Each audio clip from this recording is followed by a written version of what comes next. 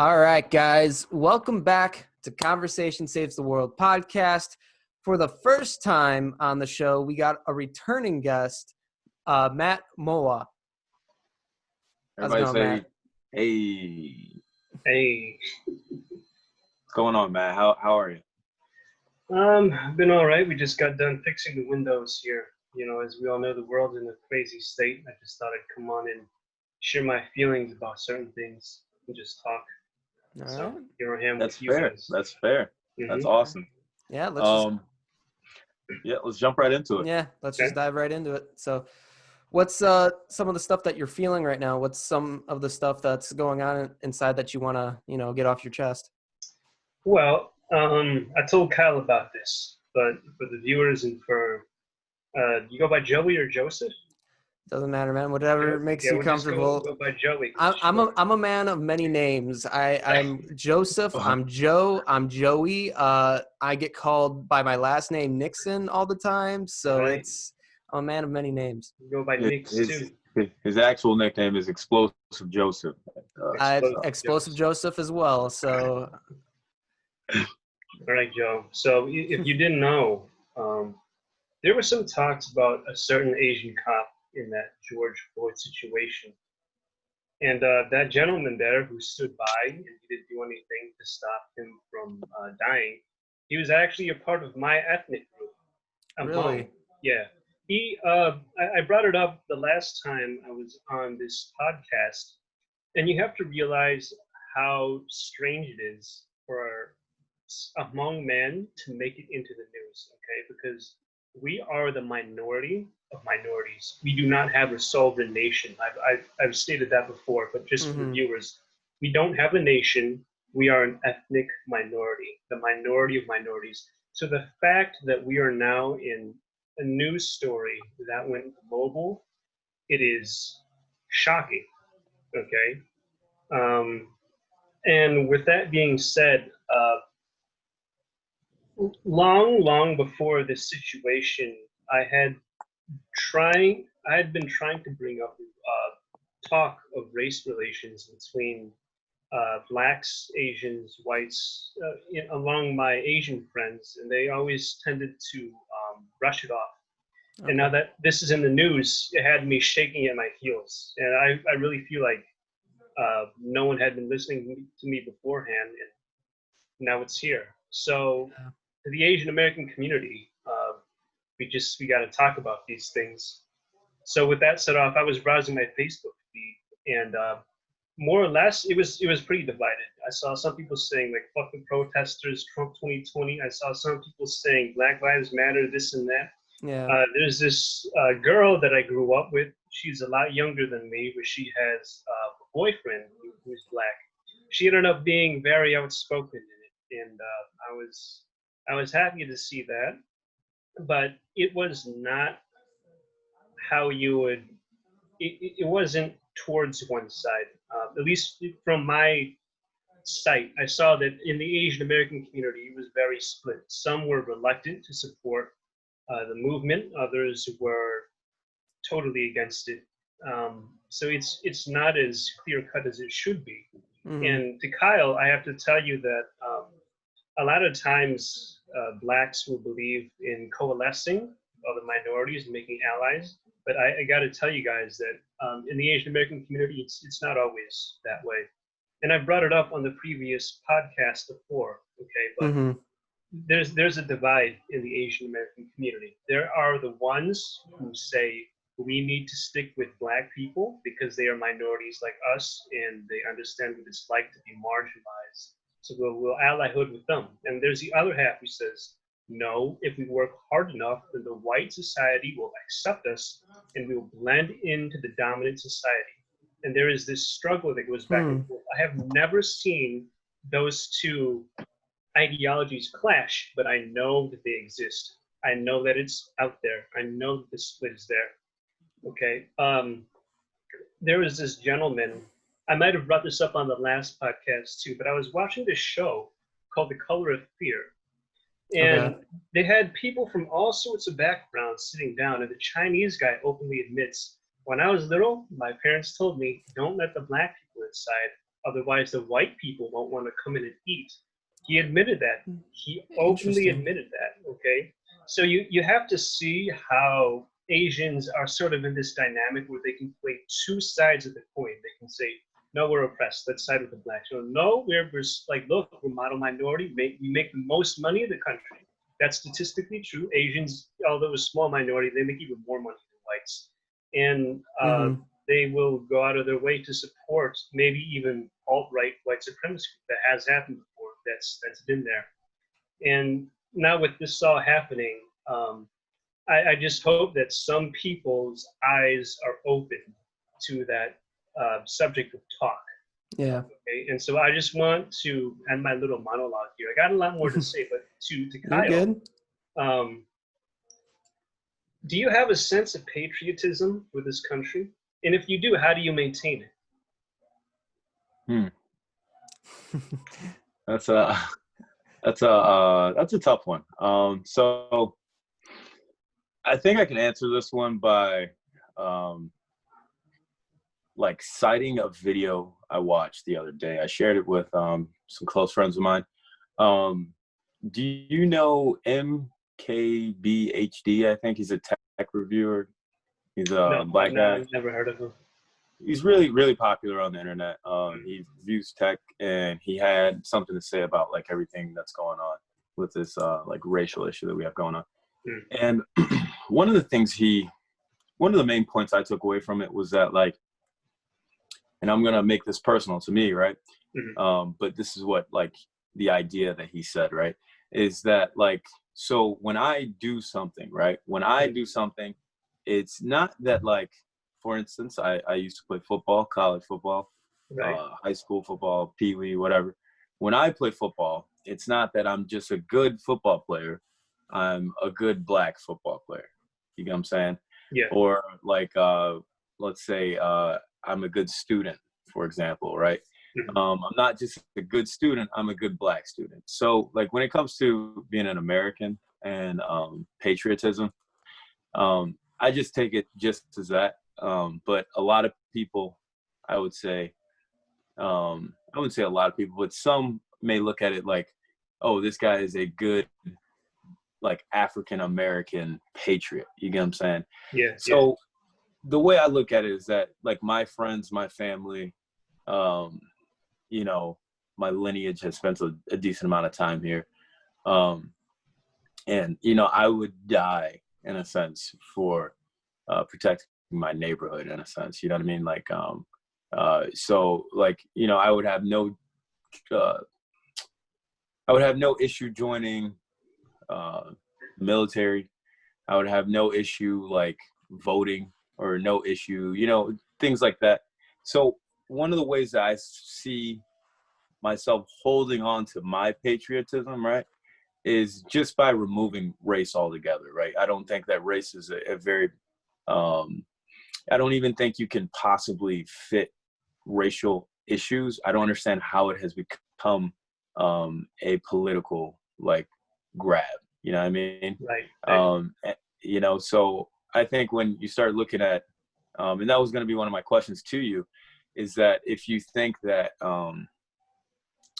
like, a lot of that issue, let's say with George Floyd, is a racial issue, or is it just like a police brutality towards, like, economically challenged individuals, right? Which normally happens to be black people and any other minority race out there.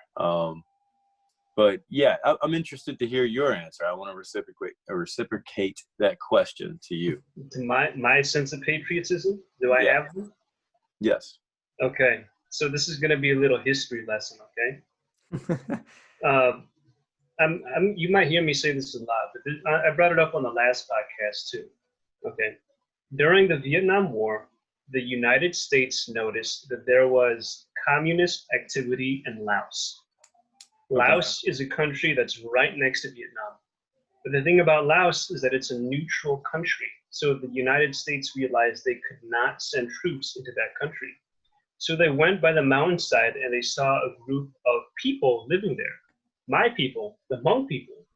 And they went to the Hmong people and they said to them, "We heard that you guys don't like communists, so fight for us." And the CIA went and they armed us with weapons. And so when they armed us with weapons, we fought for the United States as a proxy army.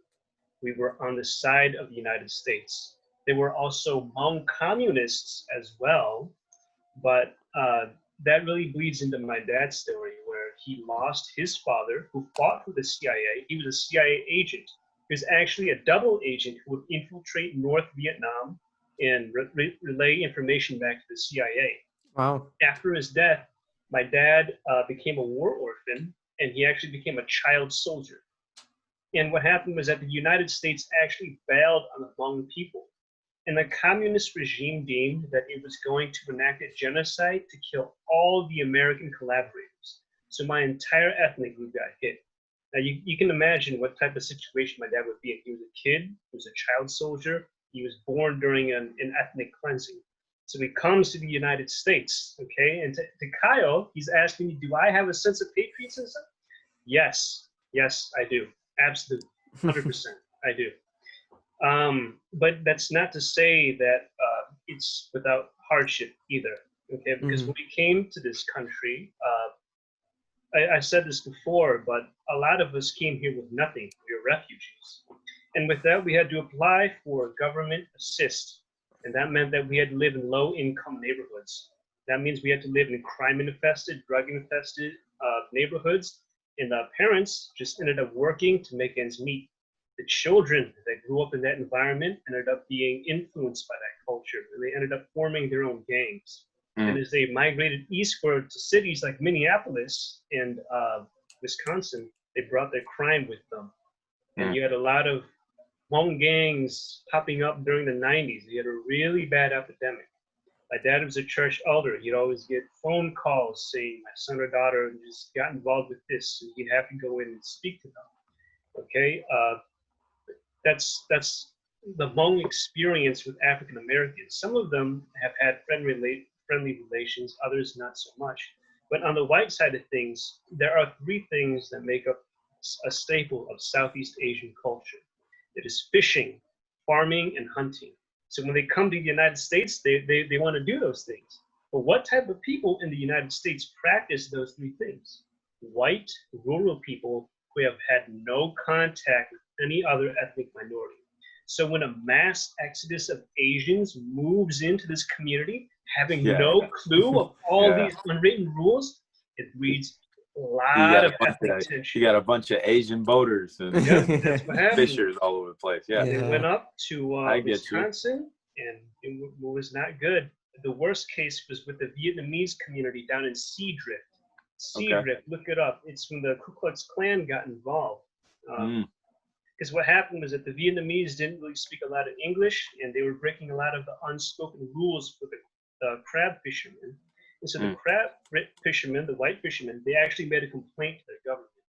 And you can see where the government fails on this part, because despite all the complaints by the white fishermen, the government took no action to integrate the Vietnamese people. And as a result, they turned to the Ku Klux Klan, and you had a race war. They were firebombing one another's boats. They were brandishing machetes. They were killing one another.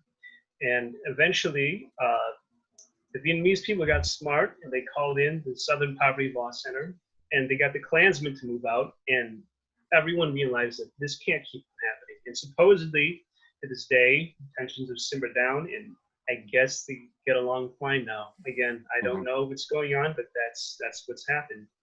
Okay. Yeah. So with that's the story. And regarding my father, he actually didn't have to move into the projects. He was sponsored by the church when he came to the United States. But even though he was sponsored by the church, he didn't end up being such a happy ride, because his oldest brother decided to move away from their aid, and things got hard after that. He actually got abandoned with him. Okay. Oh wow. Yeah.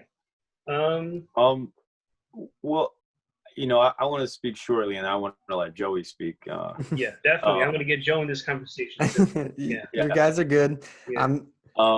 You know, one thing that rang the bell in your last talk was that you're talking about history and the history of your people and Yeah. whatnot, Mhm. and like in a sense like why you guys are here. And you know, that's been a big question for me to ask when I look at some of the people who are here in America, and not saying that like, oh, you don't belong, like, you know, everyone that's here really doesn't belong, you know. um, but like I would say that the main thing is that, you know, they're just as your people were like uprooted from home and Yeah. brought here. Yeah. My people were uprooted from home and brought here. There's Europeans that were uprooted from home and brought here, you know. And you know, that brings a little color to the situation here. It's very interesting to look at it that way, because for example, like Serbians and Bosnians, right? A very like average white Caucasian diaspora in a sense, right? Had to come here because their country was war ridden by their own, you know, conflict in a sense. And so when they came here, you know, most people come here with little to nothing unless they have some generational wealth from their former country. And you know, they end up kind of being where minorities are and stuff like that, even though they somehow fit into the majority. And you know, I think that's one of the biggest things to understand about the situation, that it's a bigger thing. I truly believe to this day that it's more of an economic issue than it is a racial issue. And not discrediting all the history that people have went through, but the socioeconomic effect of today was caused by the history that just about everybody went through.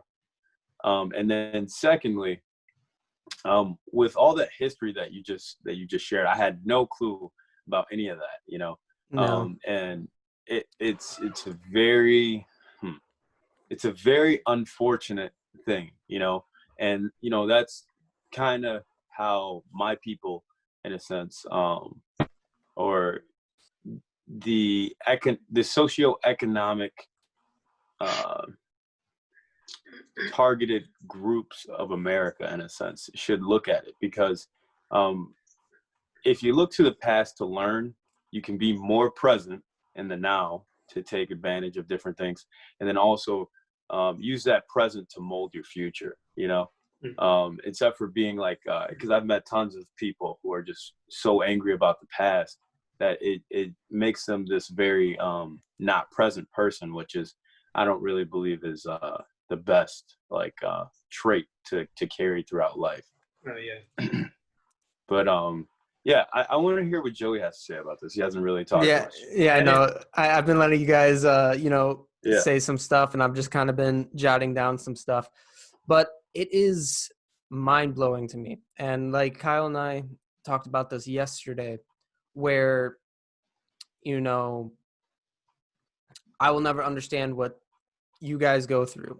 And it's part of it is unfathomable. And the fact that, you know, the Asian community has basically where they're trying to choose a team basically between blacks and whites, where, oh no, we got to be with the whites because we'll be more popular, or no, we got to stick with the blacks because we're minorities. That's crazy for me to hear.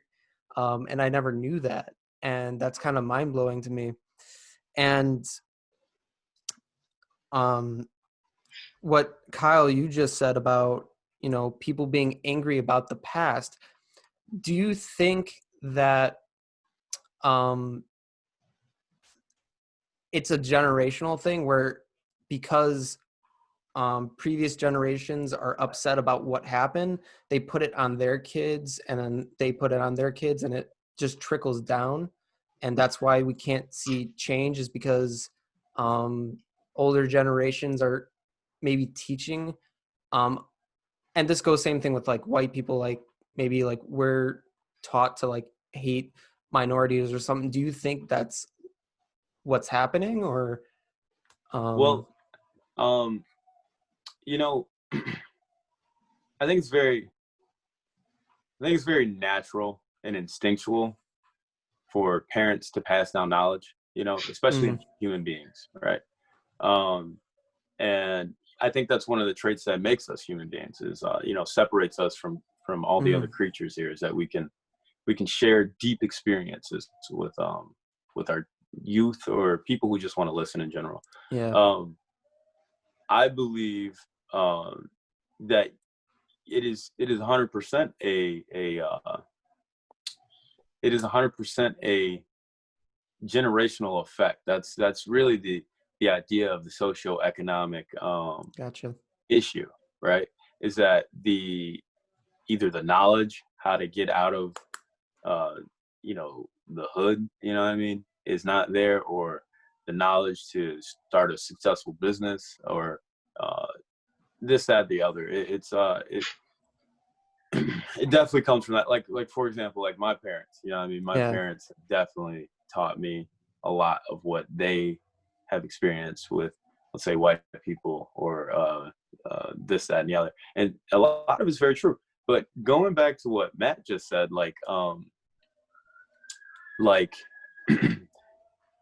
when you find yourself noticing your people, right, trying to pick a side, that's very natural, and I think everyone does. I think you can see it in the white community by, you got your wiggers, right, for a thing, and you got your strong-hearted patriots who are whites, but you got the same thing in the black community. You got some black people who just can literally be seen as racist to other black people, so that's something you're gonna live with. That's something that's gonna be there till the end of time. But to answer Joey's question, though, I definitely think that it generational effects of whether it's wealth or knowledge or whatever is a huge thing, and it normally starts with I heard a fact, just as to close. I heard a saying or a fact or whatever from one of my buddies. He said that generational wealth normally starts with one person, right? And then it normally gets its effect 2 to 3 generations after the fact. So it's really just a person deciding to do better, and that's what makes it better, and you probably won't even see it in your lifetime. So it's just kind of a very selfless act to do. And then Matt, just so you were talking about, again, light on real quick. You're good. You were talking about how people are choosing sides. You're seeing all this stuff happening in the Asian community. It's just, what do you find yourself doing in all of this? I want to expose people to conversations like this. I want to open up people's eyes, and I want to move towards progress. I don't like choosing sides because, frankly, if I choose the white man, I just feel like a puppet. They say the model minority thing, and frankly, a lot of times they just use that to demonize black people. They say if systemic racism exists, how come Asians are doing so well, and how come they aren't committing so much crime like the blacks? You see that? That's what they do with us. And if I go and I choose this minority coalition, the blacks, then that I notice leads towards this anti-white hatred sentiment, which I don't want to ban on either. And the people who choose that side are pretty closed-minded. There's the other side too. They don't like to listen to other opinions, or just see where they really stand. And what bothered me the most is that I have a lot of friends who think that Asians should coalesce with black people, but they just don't understand how many Asians actually would rather prefer to blend into dominant society. And it irked me that they didn't see that. And I had such a hard time trying to bring it up to them, but they'd always just skew away from the conversation. So there was that. And this is such a corny and cliche answer, but I want to work towards unity. Okay, I don't want to choose a side. That's always a good thing to work towards, though. I mean, I feel like that's what our podcast is trying to do is just build these conversations and try to, have some unity between whoever's on the show. To save the world. Remember Go that. save the world. But as a side note, if you guys didn't know, the cop that killed George Floyd, his wife was actually Hmong too. His wife was. You see that? So I don't know what type of shockwaves that would send throughout my community. That's a very real thing, and it shows you kind of how Asians they really try to blend into the dominant society. Sometimes be it through marriage. So there's that. Well, and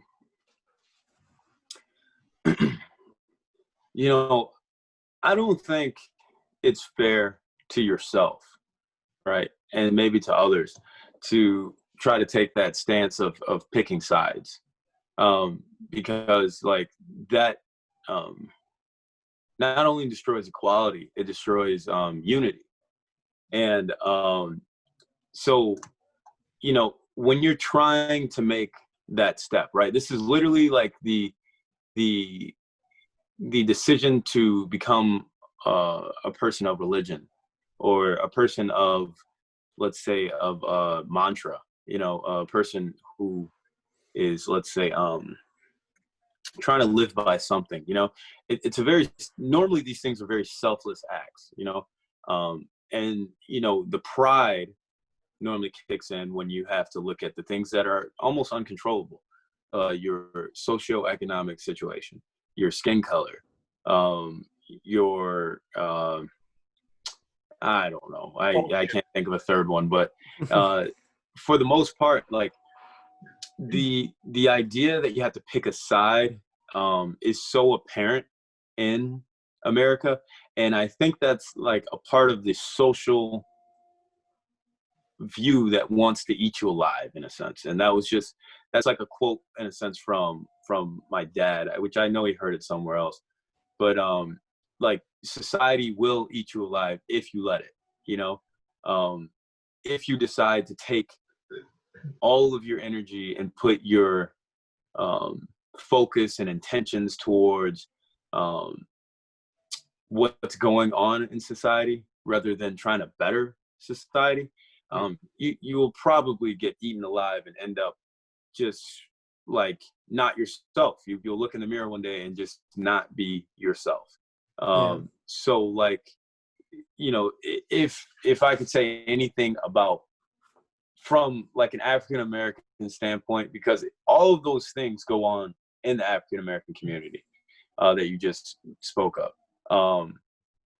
and like, let's say if I tried to get involved with it via Facebook, Instagram, or this, that, and the other, without talking to my neighbors or talking to someone like you know what I'm saying? Yeah. I'm not really, in my opinion, I'm just spinning wheels. You know what I mean? I'm not really doing much. You know what I'm saying? And like I said, like I've met people who have become so driven by society that they're, in a sense, I can't even recognize them from the first time I let's say I knew them in the past, the first time I met them, So yeah. Well, I actually have a question for Joey because I want him to speak here. Okay. So there are two sides of things that conflict one another, and I'm going to ask them to you. Do you think it's better to see color and acknowledge it, or do you think it's better to not acknowledge color at all and just sweep it under the rug? Ooh, good question. Curveballs. So I'm going to do personally what it is I see. And obviously I see the different color. I see that we all are from different races, but it doesn't change how I treat everyone. I don't treat anyone differently. I treat everyone the same. I give them my respect. I give them, like, if they help me, gratitude. Just I'm just really nice to people. And it's not that I don't see the color, it's just I know it's there, but it's not at the front of my mind, like, oh, this guy's a black person. Oh, this guy. No, this is Kyle. This is Matt. That's how you guys are, just like anyone else to me. And it's not that I don't see it. However, when there's issues going on in the world right now with the racial injustice going on, I do see the problems. I do see that there is a problem going on, and I'm going to acknowledge it. And it's and but I'm going to still treat people the same way that I always have. But I'm going to, support friends of mine who are minorities, and I'm going to do what I can to make sure, I'm supporting them. And in my case, I'm trying to figure out what's a good way to help people during this time. And Kyle and I felt like this podcast was a great way. And so we're having people come on. Let's have a conversation. Let's have a voice, and, unify everything, create that unity. Or what we can. What we can, yeah. Yeah. Matt, I got a question for you real quick. Have you ever like, I would say as like an adult mind or adolescent's mind, right? Like some that can think well in a sense, right? Not saying kids can't think well, but a grown mind in a sense. Have you left the country and experienced international societies outside of America? No, I have not. That's something I want to do, but I just simply haven't had the time or funds to really think it through. Okay. Yeah, that's completely fair. And my personal viewpoint on that is that I think at least once, I would like once a month for me, but like at least once, like in your lifetime, I really suggest that you do that, whether it's your home country or your home nationality. How do you find the cash to do that? How do you manage that? He works for an airline. Oh. You throw that out there. It's very lucrative. It's a lucrative business. No, I'm just kidding. I do a lot of hard work here in the States to be able to do that. But one of the things is that, for example, I went to, let's pick a random country. I went to Argentina, right? And so when I went to Argentina, it's a completely different animal in a sense, right? It's a completely different society, different people, different languages, different rules, different laws and whatnot. And it's not like I just go in and study things. Normally I just go and pick it up as I go. But like, for example, like one way to respect people that I've heard, I think this is one of the biggest ways to show your respect for a different ethnicity or whatever, is to learn their language, right? So 100%. Now, if I'm not going to be ignorant and speak my language that I probably know you don't know, and I'm just going to make an attempt, right, to speak your language, just for simple things, not like I'm trying to have a deep conversation with you. Yeah. Which I did in Japan, and I don't speak Japanese, but I use Google Translate to have a pretty deep conversation with a guy. But it definitely like shows a sign of respect, right? And then following like let's say like culture rules to a certain extent, right? Culture is very different across the board. It's not a part of like religion, I don't believe. It's not a part of society. I don't really believe. But like following like certain culture rules is a way to respect people and stuff. But one of the biggest points here overall is that traveling internationally opens your mind to how other people live, how other issues are handled in different countries, and that there are other issues in other countries. And that, I think that's a big one. And for example, to close,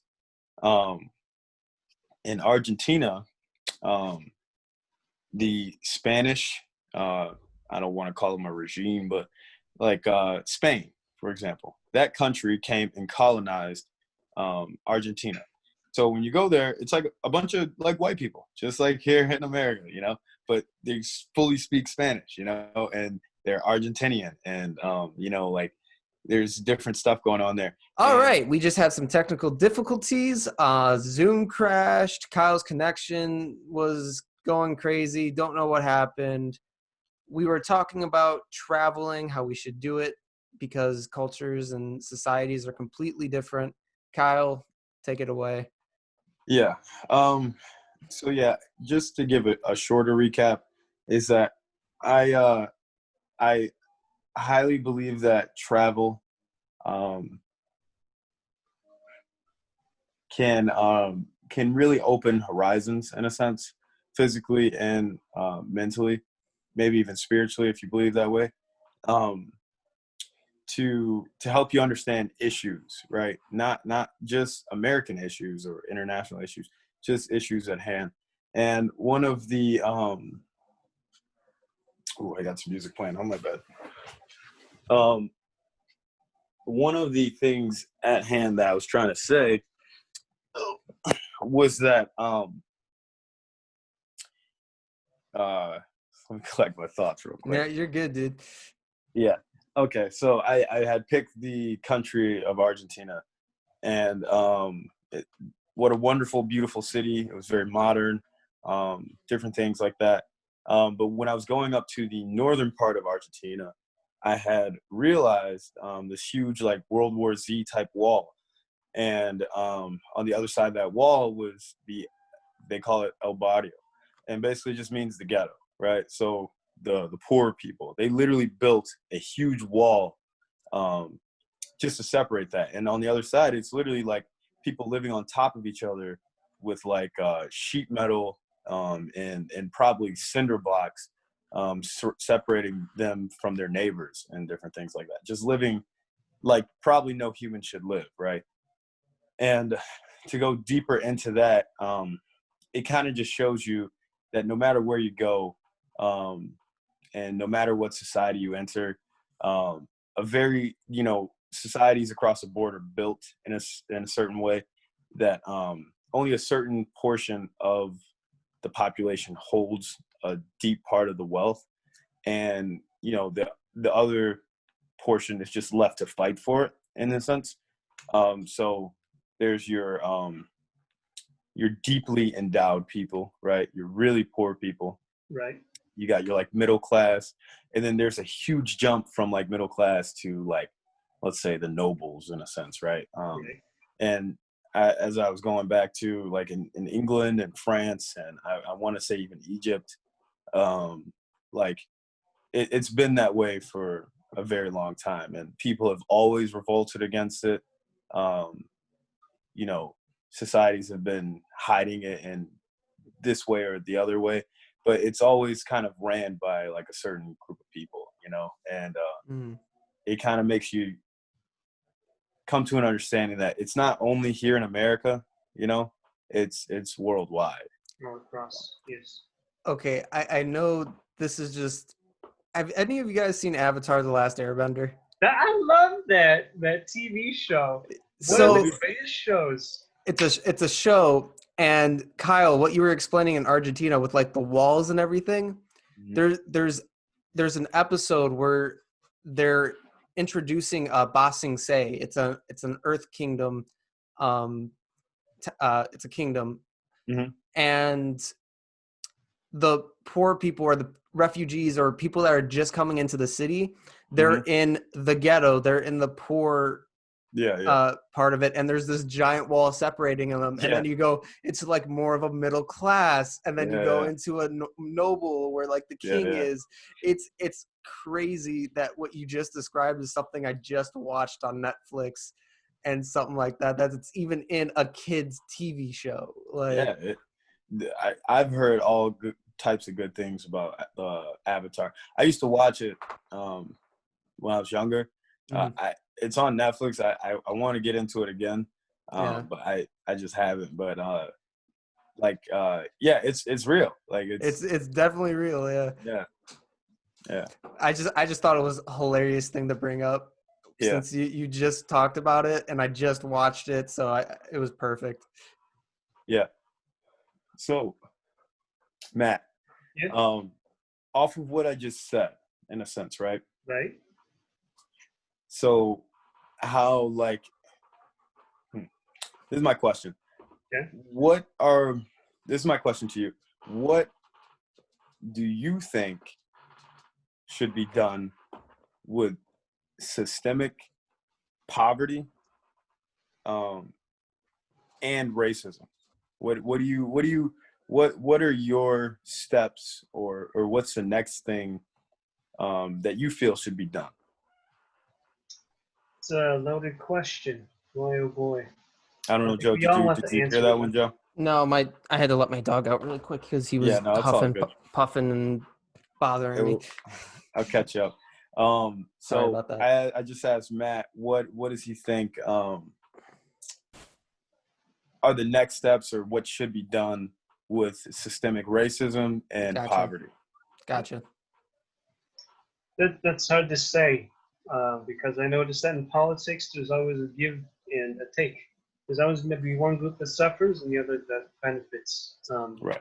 But ideally, okay, I just got done talking about my history about how we fought against the communists in Asia, but I'm not a Marxist. I want to say that, okay? I'm an open thinker. If you pay attention to the Marxist views and their criticisms of capitalism, a lot of them are very valid. They say that in a capitalist society, greed dictates the moral output of society. And you see that. It says that the wealth gap grows. I want to stay with the mixed economy for the most part, okay? Because capitalism, it actually works. So, communism never will. But we can implement certain socialist policies to negate the negative effects of not just capitalism, but maybe whatever governments they have running around the countries, or maybe if they're a communist society, you could do vice versa. You know, I feel that. Yeah, that's a very loaded question. I wouldn't know. Systemic racism is built into a way where I actually don't know how the top people profit off of the ones that suffer down below. Flint, Michigan is actually like one of the biggest cases of, I think they call it redlining, that ever broke out. And I think the way they did that was that by cutting off the water supply to those neighborhoods, they saved money and they became richer. That was a perfect example of systemic racism. So with that. So one of the interesting things, two things, right? Mm-hmm. Flint, Michigan is a very like unfortunate case. And that's like, you know, they're my prayers still to today. But Flint, Michigan is a very diverse community too. There's very, very much white people and black people who suffer from that. And then also to state on how the top benefits off of the bottom is it goes back to slavery. Slavery was a perfect example of it. You had the people at the top doing their business, right? Mm-hmm. Just imagine if I were to run a business here and you guys are making all of the money, you know what I'm saying? But giving it to me, making all the money for me, but I'm not paying you, right? And so here, like the way that I feel it's set up is that it's like slavery has like evolved in a sense, right? And it's evolved to the point where people, the wages we live off of, right, are marginalized on purpose, not because that's like how much the action is actually worth, right? But because this is what it's marginalized, that you're going to get this much closer to the top by saving or by investing, by the most that you can actually do without hitting an anomaly, right? Without hitting the lottery or starting a amazing business or whatever. This is how much marginally you're going to get closer to me at the top, right? Before you hit a peak, right? But that's like in my opinion, that's what that systemic looks like. That's what that system looks like. There was this documentary on Netflix. It's a pretty good one. It's called The 13th Amendment. They shed some light on prison labor.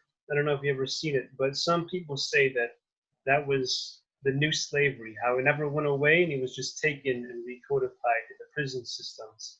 How they take innocent people, imprison them, and they make them work for lower wages. Yeah.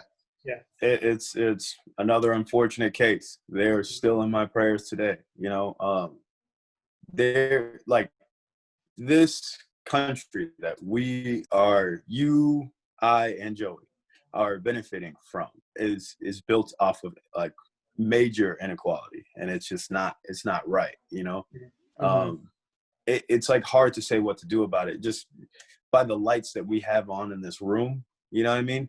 Some people around the world don't have that ability to turn on a light once the sun goes down. You know what I mean? Right. That's a privilege that most, I would say, most Americans have, in a sense. But private prisons, prisons in general, they're the perfect storm for the evolution of slavery. And to go into slavery a little bit more, which I have a really good book. If any of you guys want to read it or find it on Audible, it's called Stamped from the Beginning. And it really starts explaining how, and it's mostly stemmed towards African Americans, how we were stamped from the beginning to not, in a sense, make it, you know. And but going into the Civil War, right, with Abraham Lincoln and the Yankees and the Confederates, the abolishment of slavery was an effect of that, right? Which it makes it seem like it was a very heroic, like, you know, task in a sense, right? Or heroic thing. But it was actually a political move to hurt the South because they depended on slavery so much. And it was like a war move in a sense, like just as, in a sense, taking out a water supply would be, you know? And so, in my opinion, if that was a war move, then there was a cause and effect line of that, right? So by them abolishing slavery, they had to, in a sense, evolve slavery to a different like sense, right? And yeah, exactly. And you know, segregation came about, different things came about, but it's still, in my opinion, it's still very alive today. It may just not have a color to it, you know. Do you think that there's been any progress made in any way, even though it's just been like taken and codified? Yeah, I believe that there was progress. There's always progress, right. I should say. There's always progress because you get individuals like one of my favorites, Malcolm X, or you get individuals like Harriet Tubman, in a sense, who make or do what they can with what they have, in a sense, right? And that's like the kind of spirit of America, right? But like that, you know, that's what kind of needs to happen, in a sense. So, I mean, like I said, if you feed into society the way they want you to, there's no progress. You're going to be stuck in the mud. You're going to be eaten alive, and you're going to be for the pickings for whoever wants to control you. But if you take a step back, you know who you are, and you know where you're going, there's always progress. And in America, there's probably the most opportunity to have progress anywhere in the world, you know? So to add to this, Joey, and I think Kyle and I kind of talked about this, but Joey, do you know what they called the Civil War in the South in certain Southern textbooks? Yes, I know what the Civil War was. Yeah, but like, do you know what they call it though in the South? No, I don't know what they call it in the South. They don't call it the Civil War. Yeah. They call it the War of Northern Aggression. Oh. Yeah. And so basically they taught that Abraham Lincoln was a tyrant and that the war was fought for states' rights and that the North was overstepping its power. Slavery was only a side issue, and that the South actually had blacks that were integrated into their army, while the North had their army segregated. You see that? That's the thing that they teach. I think even to this day, they still argue that. Being Gotcha. raised in the North, it's nuts hearing that. But I think the first time I heard that was in high school. It was from the teacher who used to live down in the South, and she told her students that.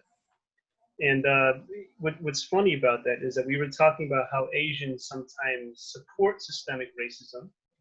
This is a little known story, but have you guys seen that one movie called The Greatest Showman with Hugh Jackman, right? The circus. No, yeah, I haven't seen that one yet. Yeah, so basically, that was based on a true story, okay? And there are these two circus freaks. They were the Thai brothers. They were Siamese twins, okay? They had this little piece of flesh that stuck the two together. So this merchant saw them, and he took them and he brought them to America. And they joined the freak show. And what they did was when they joined the freak show, they made a lot of money, but they were on a 10-year contract. When those two brothers racked up enough money, they left the circus, they settled down on the plantation, and they owned slaves, even though they were Thai Asian men. They owned slaves, they owned a plantation, and they married white women. They converted to Christianity. They blended in with the dominant white society. And when they had children, their children fought on the side of the Confederate Army. You see that? Mm-hmm. That's a little history for you. That shows that that's what people will do to blend into the dominant society. Not just Asians, but really anybody. Yeah, that's interesting.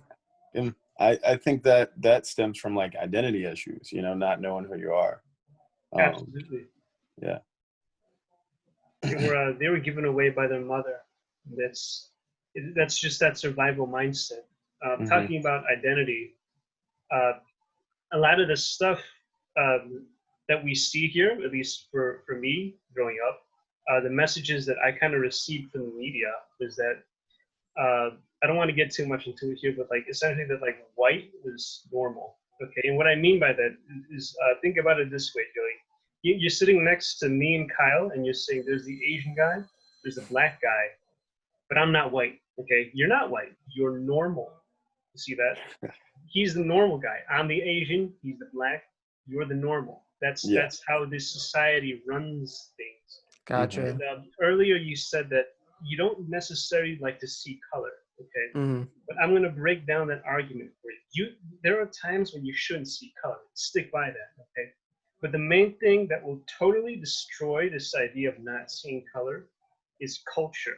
When you sit in a room with me and Kyle right here, you're not going to see color at all. But if you show up to my house, you see us speak our language, eat our food, and dance our dance, you're going to know I'm white and they're Asian.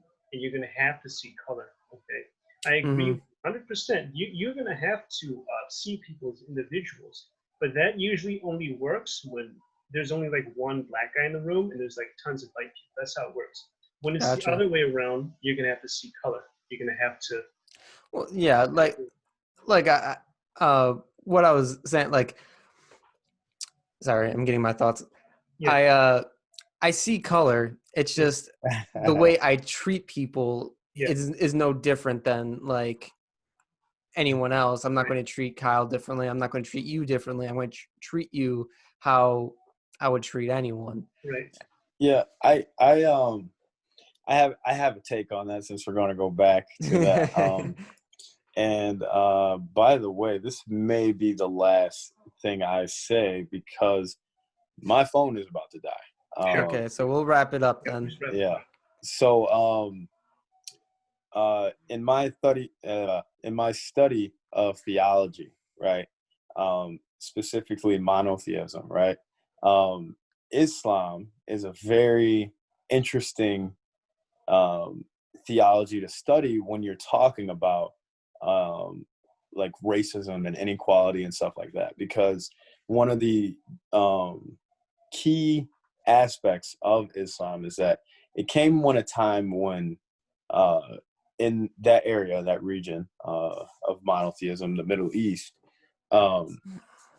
was going through large identity issues. There were pagans, there were Christians, there were Jews, all in like one area, and they didn't know how to treat each other. They didn't know how to, even though they most likely looked the same, they just believed differently, you know? One thing about Islam is that it preaches a certain bit of like a code of ethics in a sense. I think that's a very key point about it. And that's why still historically today, it is seen as one of the greatest, I would say, I don't know what to call it, like theologies to like unify people. It unified a lot of countries to be able to be themselves culturally, but then to come together and have a unified sense of like ethics in a sense. They had a unified code of ethics in a sense.